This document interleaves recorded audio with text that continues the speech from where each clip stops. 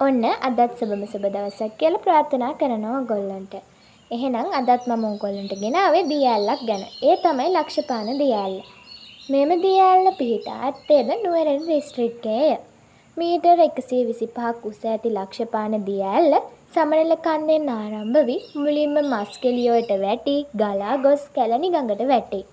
මේ දිය ඇල්ල ප්‍රකටව ඇත්තේ ලක්ෂපාන නමින් ජලවිදුලි බලාගාරයක් ඒ ආශ්‍රිතව ක්‍රියාත්මක වන බැවිනි.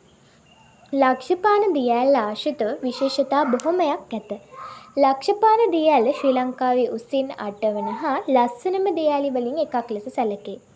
දිය ඇල්ලට යාමට යන මාර්ගය අලංකාර වගේම කඳු, තේ වගා තැන් හා මීදුම් යට පරිසරයකි.